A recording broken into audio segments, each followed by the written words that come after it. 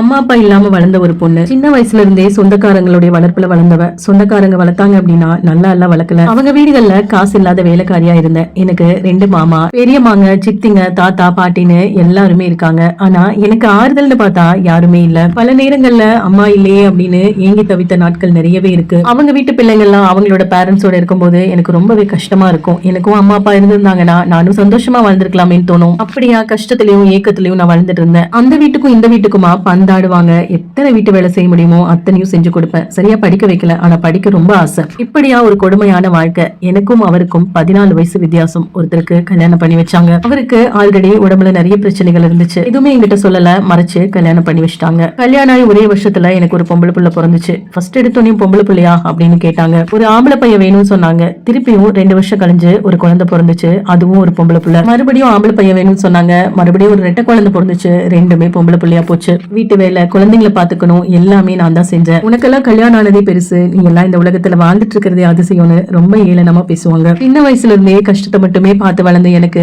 இதெல்லாம் ஒரு பெரிய விஷயமாவே தோணல. எல்லாத்தையும் கடந்து வாழ்ந்துட்டு இருந்தேன். ஆல்ரெடி 4 பெண் குழந்தைங்க இருந்தாங்க. மறுபடியும் பையன் வேணும்னு கேட்டாங்க. 4ஆவதா கன்சீவா இருந்தேன். 5ஆவது பிறந்ததும் பொம்பளை குழந்தை தான். 6 மாசத்துல என்னோட கணவர் ஹார்ட் அட்டாக்ல இறந்துட்டாரு. 5 பெண் குழந்தைங்களோட தனியாளா நின்னோம், யாருமே இல்லாம. அதுவும் கையில ஒண்ணு, இடுப்புல ஒண்ணு, எல்லாமே சின்ன சின்ன குழந்தைங்க. பரிதாபம் பார்த்து அக்கம் பக்கம் இருக்கவங்க எல்லாம் சாப்பாடு போடுவாங்க. பல நாள் பட்டினி, பசி, ஏளனம், அவசொல், அவமானம் அப்படின்னு நான் படாத கஷ்டங்களே கிடையாது. எங்களுக்கு வழி இல்லாம, இடம் இல்லாம பல நேரங்கள், பல இரவுகள் மரத்தடியில என் பச்சை குழந்தைங்களை வச்சு நான் வாழ்ந்துட்டு இருந்தேன். இந்த மாதிரி ஒரு கஷ்டம் எதிரிக்கு கூட வரக்கூடாது, அப்படியெல்லாம் நான் கஷ்டப்பட்டேன். கையில ₹1 இல்ல, ஒரு குண்டுமணி தங்க கூட இல்ல. என் குழந்தைங்களை அடுத்த கட்டமா வளர்த்துருக்கு என்கிட்ட சுத்தமா காசு இல்ல. சின்ன குழந்தைங்களை எல்லாம் பால்வாடியில விட்டுட்டு வீட்டு வேலைக்கு போக ஆரம்பிச்சேன். அந்த ஒரு நாள்ல என்னால எவ்வளவு வீட்டு வேலை செய்ய முடியுமோ அந்த அளவுக்கு நான் செய்வேன். மாடா உழைப்பேன். பால்வாடியில இருந்த அந்த அக்கா என்னோட குழந்தைங்களை ரொம்ப நல்லா பாத்துக்கிட்டாங்க. அவங்களோட சப்போர்ட் இல்ல அப்படின்னா கண்டிப்பா என்னால அந்த வேலையை செஞ்சிருக்க முடியாது. கொஞ்சம் கொஞ்சமா சம்பாதிக்க ஆரம்பிச்சேன். பிள்ளைங்களை வளர்க்க ஆரம்பிச்சேன். மாசம் மாசம் என் குழந்தைங்களை பாத்துக்கிறதுக்கு உண்டான கூலிய அந்த அக்காட்ட நான் கொடுத்துருவேன். அந்த அக்கா செய்யறது பெரிய ஒரு உதவியா இருந்துச்சு. அப்புறமா தங்கருக்கு ஒரு சின்ன வீடு எடுத்திருந்தேன். கொஞ்சம் நல்ல சாப்பாடு சாப்பிட ஆரம்பிச்சேன். கொஞ்சம் கொஞ்சமா நல்லா வளர்ந்துட்டு இருக்கிற அந்த சூழ்நிலையில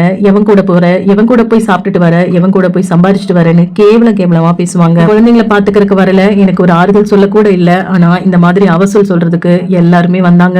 அழுக மட்டும் தான் தெரியும், திருப்பி பேச தெரியாது. கண்ணீர் மட்டும் தான் என்னோட பதிலா இருந்துச்சு. சிரிக்கவே மறந்து பல வருஷங்கள் ஆச்சு. வாழ்க்கையில 2 விஷயத்துக்காக ஏங்கி தவிச்சிருக்க. ஒண்ணு என்னோட பெத்தவங்க, இனி ஒண்ணு படிப்பு மட்டும் இருந்திருந்தா நானும் நல்ல வேலையோ நல்ல பிசினஸோ பண்ணிருக்கலாம் அப்படின்னு நினைச்சேன். ஆனா அது 2மே என்கிட்ட இல்ல. மாறா அதுக்குண்டான ஏக்கங்கள் மட்டும் தான் எனக்கு இருந்துச்சு. அந்த வயசுல, அந்த காலகட்டத்துல என் பிள்ளைங்களை எப்படியாவது படிக்க வச்சிடணும், எப்பாடுபட்டாவது அவங்களை நல்லா வளர்த்தரணும், இது மட்டும் தான் என்னோட நோக்கமா இருந்துச்சு. அதுக்கிடையில பல சீண்டல்கள், பல தூண்டல்கள் எல்லாத்தையுமே சந்திச்சேன். இதோட சோக கதை இன்னும் முடியல. அடுத்த வீடியோல வரும். அது வரைக்கும் பொறுத்திருந்து பாருங்க.